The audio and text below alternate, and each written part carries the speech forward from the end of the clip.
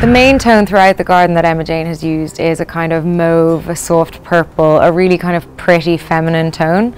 But contrasting against that, there's quite vibrant pops of red, blue and yellow in subtle kind of ways. I think it works very well because it prevents the space from being too bland. There are a lot of soft purple and pink tones, but then the strong reds and the yellows contrast against that and add a bit of vibrancy to the space. Purple can be a very, very vibrant colour, and sometimes it can be just too intense for a garden of this size. I think the reason this colour works is because of the subtle tones within it. So it still is a strong colour, you know, it's not wishy-washy, but it's soft at the same time and understated, and that's the reason it works.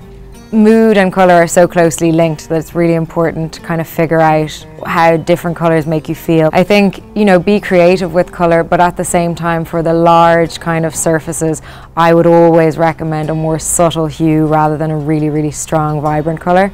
I think vibrant colours work really well in smaller items like furniture pieces, lighting, kind of features that stand out rather than the full space.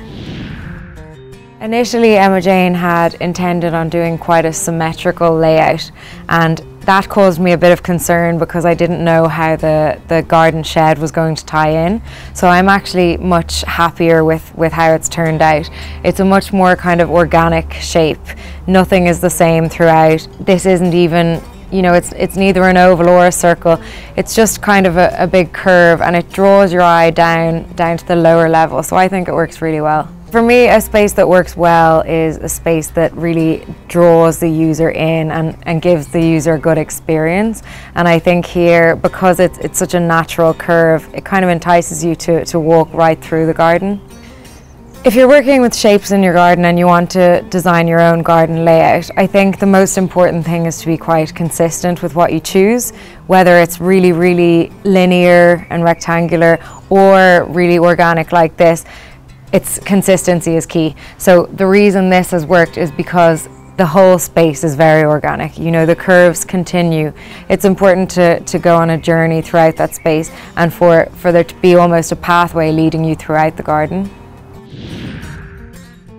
I think what Emma Jane has done in this garden with the rocking chair, you know, it's an old, aged piece of furniture, but now it looks vibrant and new and really adds a pop of colour to the space. It's quite an exciting thing to do. I'm all for recycling furniture and upgrading furniture, and I try and get people to keep pieces rather than throw them out. So I think painting furniture can really give a new life to something, and in the garden especially, even pieces of furniture from the house brought out to the garden and used as planters or to have little pots in, painted a bright colour can look really appealing and really unusual as well.